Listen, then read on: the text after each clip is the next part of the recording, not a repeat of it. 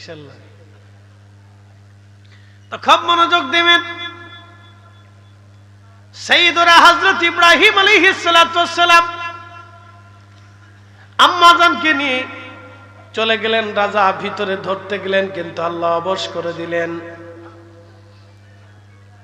ওইদিকে ইব্রাহিম আলাইহিস সালাম সেজদার মধ্যে পড়ে গেলেন, আল্লাহ আপনি যদি আমার সম্মান না বাঁচান তাহলে আমার সম্মান আজ নষ্ট হয়ে যাবে। আল্লাহ আমি আপনার খলিল, আপনি আমার স্ত্রীর সম্মান আপনি রক্ষা করেন। ঠিক তখনই ইব্রাহিম আলাইহিস সালাতু ওয়াস সালামের চোখের পর্দা আল্লাহ সরাই দিলেন, দিলের পর্দা আল্লাহ সরাই দিলেন।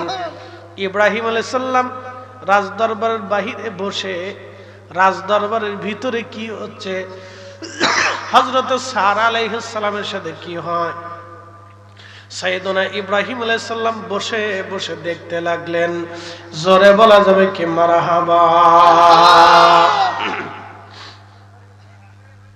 ভিতরে কি হয়, ইব্রাহিম আলাইহিস সালাম বাহির থেকে সব দেখতেছে। চোখের পর্দা আল্লাহ সরাই দিলেন। স্যাটেলাইট ক্যামেরা আল্লাহ চোখের মধ্যে সেট করে দিলেন। একসাথে বলবেন আল্লাহু আকবার। খুব মারাত্মক ক্যামেরা, খুব মারাত্মক ক্যামেরা। এই জন্য আল্লাহ বলেন আলাম নাশরাহ লাকা সাদরাক, নবীজি আমি কি আপনার বক্ষের ক্যামেরাকে উন্মুক্ত করে দেই নাই? আপনার কালকে কি আমি সম্প্রসারণ করে দেই নাই? ওই নিয়ামত যে ওলির অন্তরে আছে সেই ওলির কলবের দরজা আল্লাহ খুলে দিয়েছে। একসাথে কোন আল্লাহু আকবার। আল্লাহু আকবার।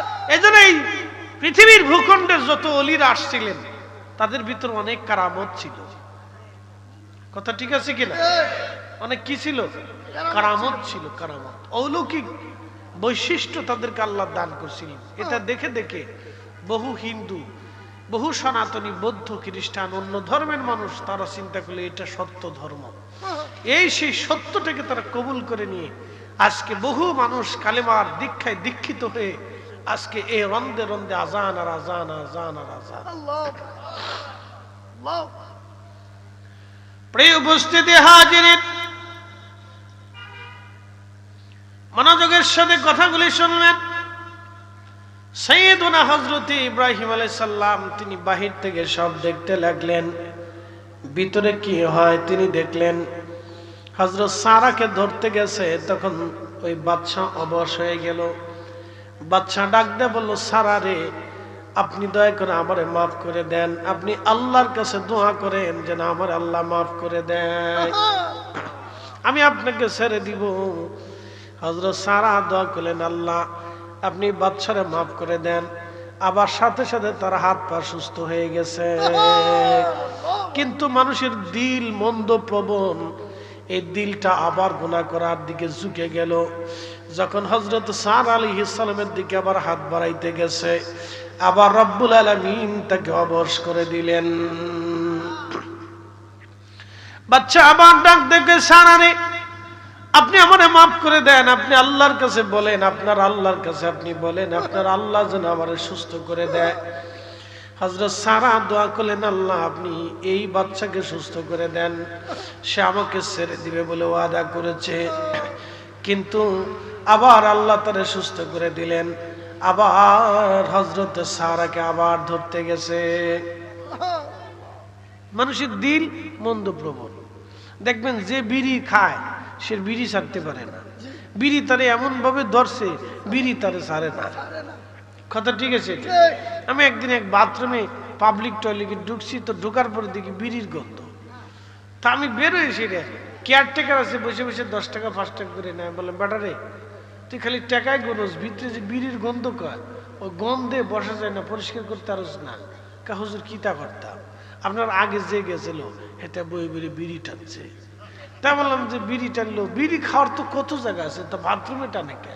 হুজুর বিড়ি না টানলে ক্লিয়ার হয় না।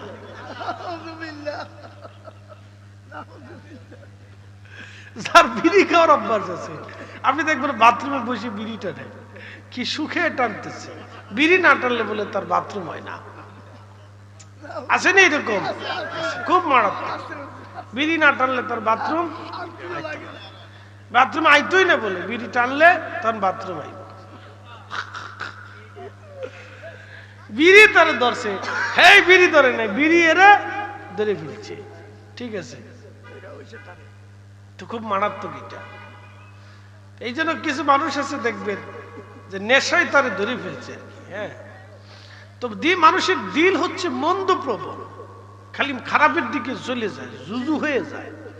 তো এই মিশরের বাচ্চার দিল খুব মন্দ প্রবণ ছিল। সে লোভ ছাড়তে পারতেছে না, এত সুন্দর আমার চোখের আড়াল থেকে হাতের নাগাল থেকে চলে যাবে। আমার 3 বারে ধরতে গেছে যে আজকে আপনারে ছাড়তাম না, কিন্তু সে তো জানে না যে সে কোথায় হাত দিচ্ছে। ঠিক তখনই আল্লাহর আকাশ থেকে আবার গজব আসলো, পুরা শরীর তার অবশ হয়ে গেল। একসাথে বলবেন আল্লাহু আকবার।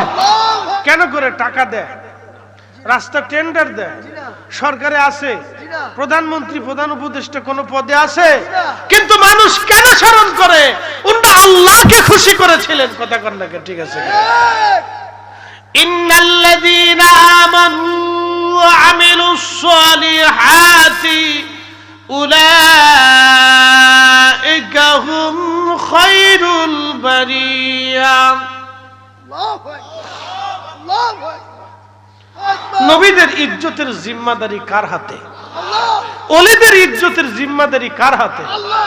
ওলিদের সম্মান আল্লাহর হাতে। কারামতুল জুনপুরি রহমাতুল্লাহ আলাইহি এখনো কোটি কোটি মানুষ স্মরণ করে। কথা ঠিক আছে নি? রব্বুল আলামিন বললেন, নিশ্চয় ইমানে আমলে যারা তাজা, ইমানে আমলে যারা পাকা, উলাইকা হুম খায়রুল বারিয়া, তামাম যুগের মধ্যে তারা সেরা, তামাম সৃষ্টির মধ্যে তারা সেরা। জোরে বলেন মারহাবা। হাজিরিন খুব মনোযোগ দিবেন। হযরতে ইব্রাহিম আলাইহিস সালাতু ওয়াস সালাম তিনি কিন্তু বাহির থেকে সব দেখতেছেন, কারণ তার চোখের পর্দা খোলা। হযরত আম্মাজান সারা 3 বারের মাথায় বাদশা, এবার তিনি আবার অবশ হয়ে গেল। তখন বাদশা বলতেছে, সারা রে, আপনি মহিয়সী নারী, আমার আর বুঝার বাকি নাই।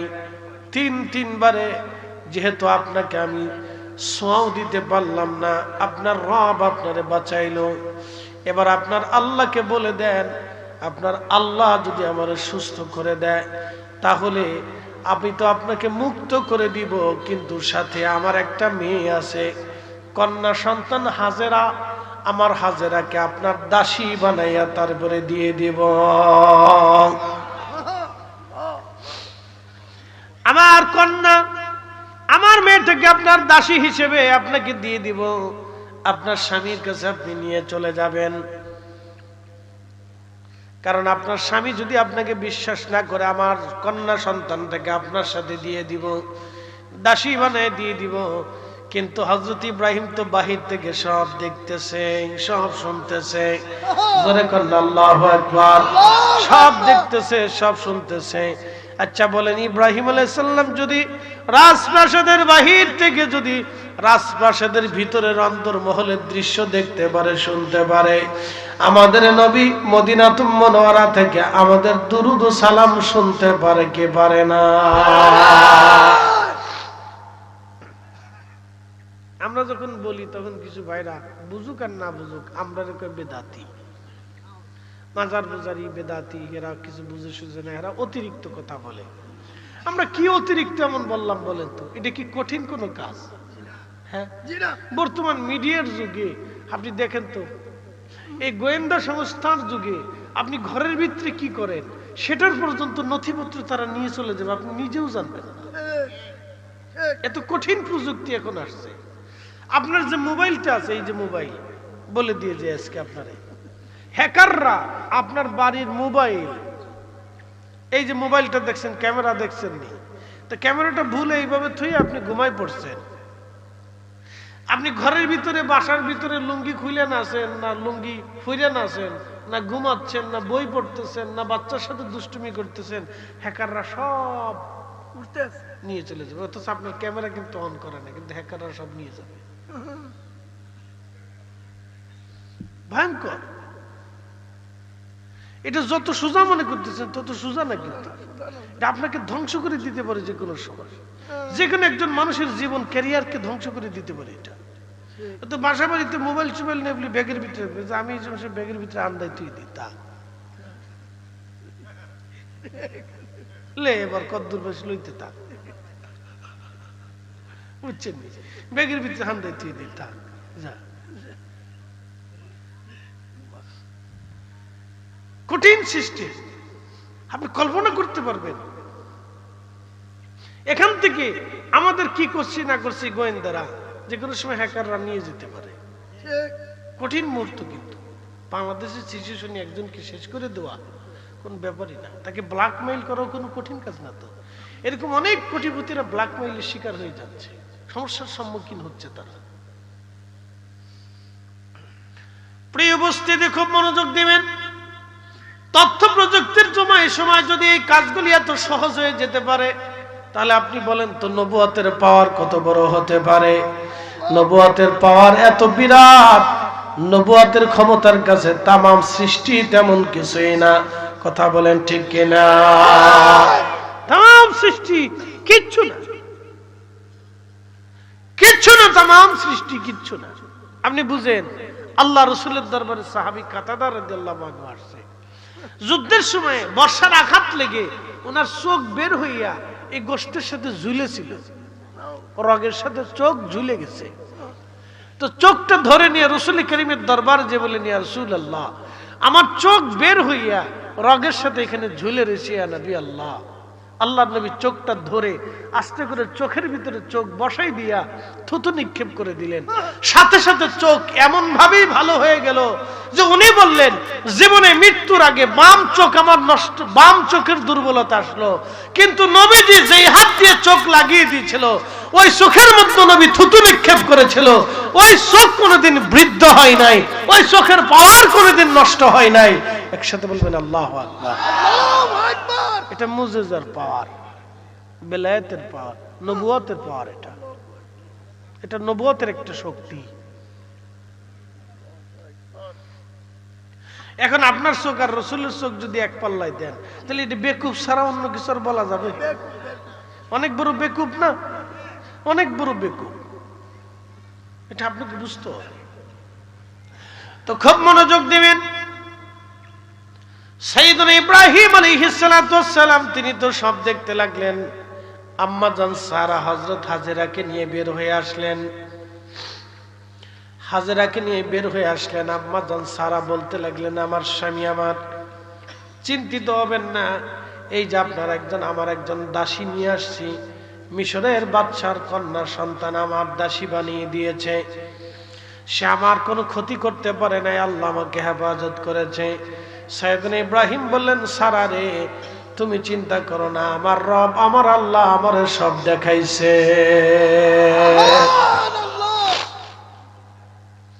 ওইখান থেকে আম্মা জান সারা আলাইহিস সালাম তার দাসী হাজেরা আলাইহিস সালামকে নিয়ে চলে আসলেন। পরে যখন আল্লাহ কোনো সন্তান দেয় না, তখন আম্মা জান সারা বললেন, স্বামী আমার, আপনি অনুমতি দিলে আমার দাসী হাজেরার সাথে আপনার বিয়ে পড়াইতে চাই। আমার মন বলে আপনি হাজেরা থেকে একটা সন্তান পাবেন, আল্লাহ যে তোমার সন্তান দিল না, তাহলে আপনাকে আল্লাহ একটা সন্তান দিবে। তখন হযরত ইব্রাহিম আলাইহিস সালামের বয়স ছিল 80 বছর। সুবহানাল্লাহ কইবেন? কত বছর? এটা কোনো ব্যাপার না, এটা কোনো ব্যাপার না। 70 বছর বয়সে কয়েকদিন আগে মদিনাতুল মুনাওয়ারাকে ইমাম সাহেব বিয়ে করছে। কে আপনি সুবহানাল্লাহ এখন আস্তে কইতেছেন? ডরাইতেছেন নাকি? কোনো ব্যাপার না, কোনো ব্যাপার না। আমরা 70 বছর বয়সে বুড়ারে ট্রেজারে করে হসপিটালে নিয়ে লাগে, বুড়ার দম যায় আর আয়, যায় আর আয়, যায় আর আয়, যায় আর আয়। বলে হুজুর কেন? বলতেছি, পিছনে কারণ আছে। বাংলাদেশের মানুষের অর্থনৈতিক অবস্থা দুর্বল। জন্মগ্রহণের পর থেকে আমরা ঋণ মাথায় নিয়ে জন্ম নেই। কথা ঠিক আছে কিনা? কোটি কোটি টাকাতে 2-1 কোটি টাকা নেয়। এখন শুনতেছি বর্তমান সময় নাকি 23 লক্ষ কোটি টাকা বলে ঋণ। ঋণ আরো বাড়ছে, ঋণ আরো বাড়ছে, ঋণ আরো বাড়ছে। তাহলে 23 লক্ষ কোটি টাকা যদি ঋণ হয়, তাহলে আমাদের যে সন্তান এখন জন্ম নিবে, এই সন্তানটা 23 লক্ষ কোটি টাকা ঋণ মাথায় নিয়ে জন্ম নেবে। আমাদের যে ছেলেপেলেরা বড় হচ্ছে, তারা 23 লক্ষ কোটি টাকা ঋণ নিয়ে বড় হচ্ছে। তো ঋণই দিবে না কলা কিনে খাবে? আর কলাও যেটা আসতেছে সেটার ভিতরে ওষুধ মারা, মানে ইনজেকশন মারা, ফরমালিন মারা, স্যারাত স্যারাত করে মারতে থাকে। কলায় ফরমালিন, জামে ফরমালিন, আমে ফরমালিন, কাঠে ফরমালিন, কাঁঠালে ফরমালিন, ফলে ফরমালিন, চালে ভেজাল, ডালি ভেজাল, তেলে ভেজাল। তো তেল কোনটা আসে জানেননি? যেটা 3 থেকে 6 নম্বর তেল, যেটা পাম অয়েল, ওটা খাইলে এমনি রোগ হয়ে যায়। তারপরও বাজারের ভিতরে যেই ভাজা ভাজতে থাকি, 1 তেল দিয়ে 6 ভাজা দেয়। এটা খাওয়ার সাথে পেটের ভিতরে চিরিত করে একটা কামড় দিয়ে ঘেরাত করে একটা শব্দ হয়ে ভিতরে মনে হয় যে এই যুদ্ধ শুরু হয়ে গেল।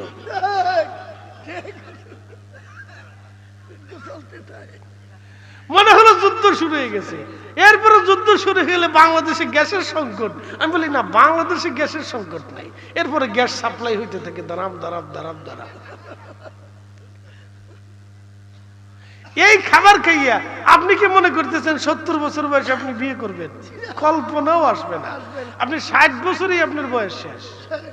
আর ওই যে চিনতে, ছেলের কি হবে, মেয়ের কি হবে, সকালে বাজার কি করব, বউর জন্য কাপড় কেমনে কিনবো, বউ জ্ঞান জ্ঞান করে, বাচ্চারা কেন কেন করে, বাচ্চারা কান্নাকাটি করে, কেমনে সংসার চলবে, কিভাবে আয় আসবে, এই চিন্তেই বাংলাদেশের মানুষের অর্ধেক জিন্দেগি শেষ হয়ে যায়, বুড়া হয়ে যায় চিন্তে। তারপরে খাবার তো 2 নম্বর, কথা ঠিক আছে নি? খাবার কয় নম্বর? 2 নম্বর। পানির ভিতরে ভেজাল, চা ভেজাল, লবণে ভেজাল, চিনিতে ভেজাল। আমরা যে চাটা খান, এটা কয় নম্বর চা জানেন? 6 নম্বরটা খান, কি 2 নম্বর? 6 নম্বর চা আমরা দেশে যে অর্জে আসে, 6 নম্বরই তাও কি এক একটা নাম দিয়ে কোম্পানি দিয়ে আসতেছে 6 নম্বরটা। আর 1 নম্বর যেটা, এটা বাঙালিরা জীবনেও চোখে দেখে না, ওটা চলে যায় একবারে ইউরোপে। ওরা টাটকা জিনিসটা খায়। এর লেগে ওরা 70 বছর বয়সে ওরা বিয়ে করে। 100 বছরের চীনা নারী দেখবেন সাইকেল চালাচ্ছে, আর আমরা দেশের 100 বছরের দাদির জান শেষে কাঁপতে কাঁপতে। খাবারে ভেজাল, বাতাসে ভেজাল, সবকিছুতেই ভেজাল। আর তারপরে লাগছে চিন্তা, কোটি কোটি টাকার ঋণ দেশের। ঋণ পরিশোধ করবে না ভিক্ষুকের খাবার দিবে? এই জন্য আমরা দেশে যে ভিক্ষা করে, সে 10 বছর আগেও ভিক্ষা করছে, এখনো ভিক্ষাই করে। যে রিক্সা চালা, সে 5 বছর আগেও রিক্সা চালাইছে, এখনো রিক্সা চালা। যে কৃষি কাজ করছে, সে ওই খুশাখুশি করতেছে, এখনো সেই খুশাখুশি করে দুঃখে দুঃখে মরতেছে। বুঝতে পারছেন? আরে কপাল আমাদের, ইস কি কপাল। তো যাই হোক, আল্লাহ আমরা পরিবর্তন করুক, আমরা যেন আল্লাহ দয়া করে, দোয়া করে বলে না আমি 2 বিয়ের চিন্তাই করেন না বাংলাদেশ।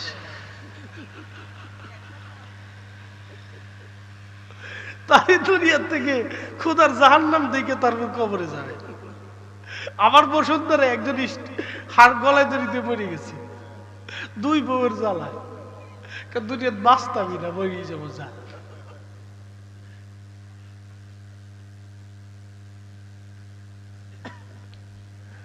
কি তা কইতাম, এদেশের ছেলেপেলেরা কি চাকরি করবে বলেন তো?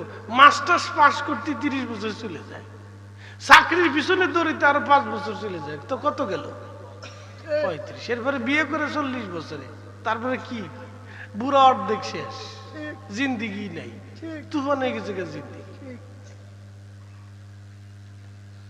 শেষ। এর পরিসংখ্যান আছে, হিসাব আছে, অনেক অনেক হিসাব আছে। বাতাসের হিসাব আছে, প্রকৃতির হিসাব আছে, খাবারের হিসাব আছে, চালচলের হিসাব আছে। তারপরে আমরা যে রাস্তা, এই রাস্তায় চললে গাড়িও শেষ, মানুষের শেষ। একটা অটো গাড়ি 1 বছরের বুড়া হয়ে যায়, কি কথা খারাপ কইছি? নতুন গাড়ি 1 বছরে কি হয়ে যায়? বুড়া। এরপরে গাড়ির পেছনে শব্দ কিচুর কিচুর চুকুর চুকুর কিচুর কিচুর চুকুর চুকুর। তো ওই গাড়িতে সরিয়ে আমরা দেশের মানুষ এরকম বুড়ো হয়ে যায়, কিচুর কিচুর চুকুর চুকুর। পরে এখানে ব্যথা, এনে বেদনা, এনে ঠাসা, এনে এটা সমস্যা,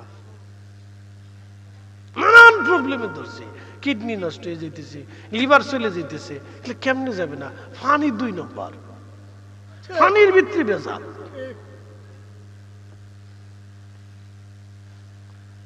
এগুলো ওয়াজের সাবজেক্ট না, কিন্তু চলে এসে বিদায় কইলাম আর কি।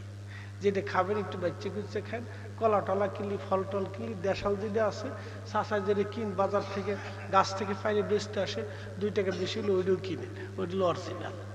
আর বেশি যেটা চক চক চক চক করবে, পেঁপে যেটা দেখবে টক টক টক টক করে, বুঝবেন মনে হইতে যে বেহেশত থেকে আইছে, বুঝবেন ওটির ভিতরে ইনজেকশন মেরে দিচ্ছে। আমি তা দেখলে কিনি না, না এর ভিতরে ভেজাল আছে। আর যত রঙিন খাবার, এই যে দেখেন না চিপস হুজুর বসে রয়েছে, সব চিপস হুজুর, সামনে চিপস বাহিনী। এরা চিপস হইলে আর ললিপপ হইলে মনে হয় যে একবারে পৃথিবী পেয়ে গেছে, ও প্রেসিডেন্ট ট্রাম্পের মতো হয়ে গেছে একবারে। মনে করে আমি সৌদির বাচ্চা। যত রঙিন খাবার খাবেন তত বাচ্চারা মেরে ফেলবেন। কোন কালারের রঙিন খাবার খাবেন না, সব রঙিনের ভিতরে বেশিরভাগই কেমিক্যাল থাকে, বিরাট সমস্যা। ও বাচ্চা ছোট কাল থেকে কেমিক্যাল খাইতে খেতে দেখবেন বাংলাদেশে ক্যান্সারের সংখ্যা বাড়ছে, প্রচুর ক্যান্সারের রোগী। এই আমরা কত হাত মাত কাটে গেছে, আগে দেখেন তো কত কাটার দাগ, ঘাস কাটতে যাইয়া, এই কাজ বাজ করতে যাইয়া, শয়তানি দুষ্টুমি করতে যাইয়া কাটার কোনো দাগের শেষ নেই। হ্যাঁ, জীবনে কোনোদিন টিটিনাসের ইনজেকশন দেওয়া লাগে না, এখন একটু কেটে গেলেই হঠাৎ করে একটা ইনজেকশন আগে ঢুকাইল, ভেজাল। কষ্ট হচ্ছে আপনাদের? চলবেনি আর কিছু দূর? তাহলে একসাথে বলেন আল্লাহু আকবার, না আর একটু জোরে বলেন আল্লাহু আকবার, নারে তাকবীর, নারে রিসালাত, আহলে সুন্নাত ওয়াল জামাত। জুমার কথা বলে আপনাদেরকে নিয়ে বিদায় নেব ইনশাআল্লাহ। জুমআ সাইয়্যিদুল আইয়াম, দ্বীনের সরদার। খুব মনোযোগ দিবেন। জুমার আলোচনা রাখছিলাম, সেইখানে ফিরে যাব, আপনাদেরকে নিয়ে সেই কথায় চলে যাই। রব্বুল আলামিন আমরারে শুনাইলেন, ইয়া আইয়ুহাল্লাযীনা আমানু ইযা নুদিয়া লিস-সালাতি মিন ইয়াউমিল জুমআ ফাসআউ ইলা যিকরিল্লাহি ওয়া যারুল বাই'। রব্বুল আলামিন বললেন, হে ঈমানদারেরা, যখন জুমার জন্য তোমাদেরকে ডাকা হয় তখন তোমরা জুমার নামাজ পড়ার জন্য রওনা দাও, চলে আসো। যখন জুমার জন্য আসবা, ব্যবসা বাণিজ্য, বেচা বিক্রি, কাজ বাজ সব ছেড়ে দিয়ে তোমরা চলে আসো। আল্লাহর নবী বলেন, আমার উম্মতেরা রে, জুমার নামাজ আদায় করার জন্য আমার উম্মতেরা যখন ঘর থেকে বের হয়, গোসল করে পাক পবিত্র হয়ে সুন্দর পোশাক পরে ওযু করে যখন তারা হেঁটে হেঁটে জুমার নামাজ আদায় করার জন্য মসজিদে আসে, হেঁটে হেঁটে নামাজে আসে, আমার উম্মতেরা রে প্রত্যেক কদমে কদমে কদমে কদমে 1 বছর ধরে ইবাদত করলে যত নেকি হয়, 1 বছর ধরে রোজা রাখলে যত নেকি হয়, আমার উম্মতের আমলনামায় প্রত্যেক কদমে কদমে কদমে কদমে আমার আল্লাহ প্রত্যেক বছরের ইবাদতের নেকি লিখে দেয়। একটা জবান বন্ধ থাকবে না, জোরে বলেন মারহাবা। 500 কদম যদি হাঁটেন 500 বছরের নেকি। কত কদম? কত বছর?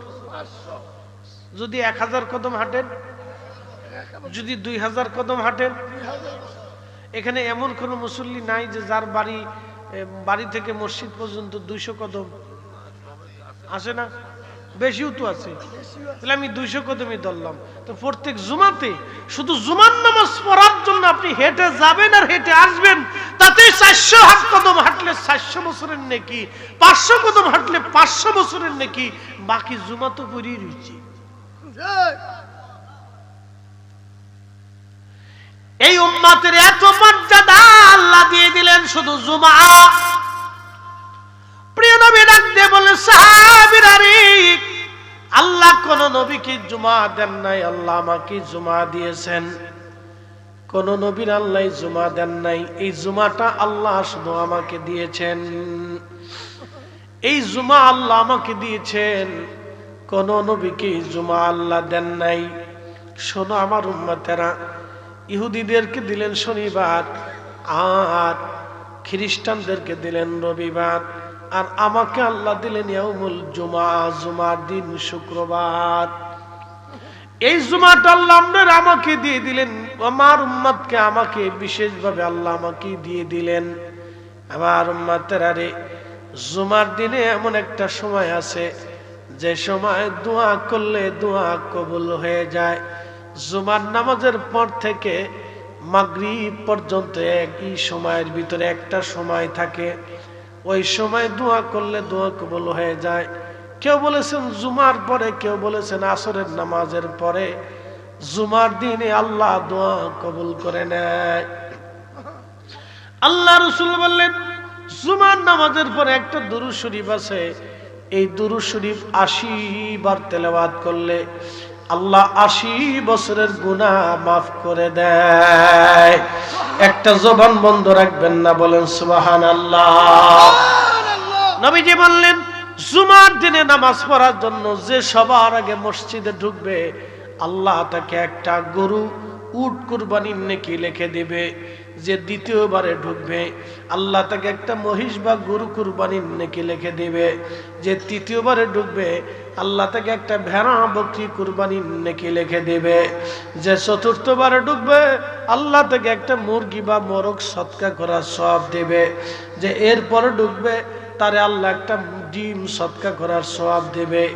এরপরে যে ঢুকবে, নেকি কমতে থাকবে, কমতে থাকবে, কমতে থাকবে। কিন্তু জুমার নামাজ পড়ার জন্য যে সবার আগে যাবে, আল্লাহ একটা উট কুরবানি করার নেকি লিখে দেবে।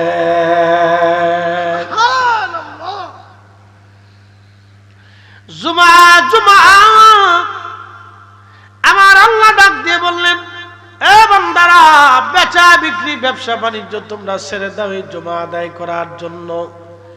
আমি জুমার আনুষঙ্গিক নেকির কথা আপনাদেরকে শোনাচ্ছি। এই জুমার দিন আল্লাহ এই উম্মতকে এই মর্যাদা দিয়েছেন। কোন এক সময়ে মদিনাতুল মুনাওয়ারাতে দুর্ভিক্ষ নেমে আসলো।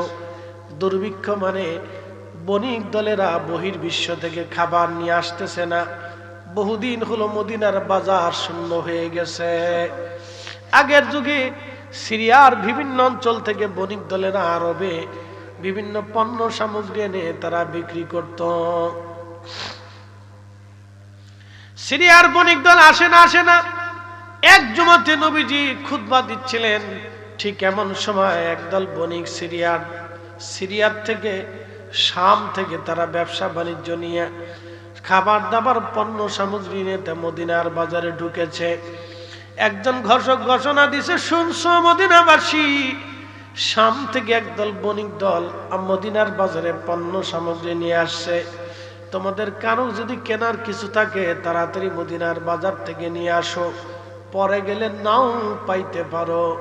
দেখেন, মদিনার কোনো মানুষের ঘরে খাবার নাই, বাচ্চা কাচ্চা না খেয়ে আছে, সবাই ক্ষুধার্ত, ঘরে টাকা আছে কিন্তু কাছে খাবার নাই। এই পরিস্থিতি তৈরি হয়ে যাওয়ার পরে আল্লাহর নবী ওই দিন জুমার দিনে খুতবা দিচ্ছিলেন। সাহাবীরা বের হতে হতে হতে হতে হতে হতে বহু মুসল্লি মসজিদ থেকে বের হয়ে চলে গেল, কিন্তু 10 জন মুসল্লি মসজিদের মধ্যে বসে রইল। নবীদের ইজ্জতের জিম্মাদারি কার হাতে? ওলিদের ইজ্জতের জিম্মাদারি কার হাতে? ওলিদের সম্মান আল্লাহর হাতে। কারামতুল জুনপুরি রহমাতুল্লাহ আলাইহি এখনো কোটি কোটি মানুষ স্মরণ করে। কথা ঠিক আছে নি?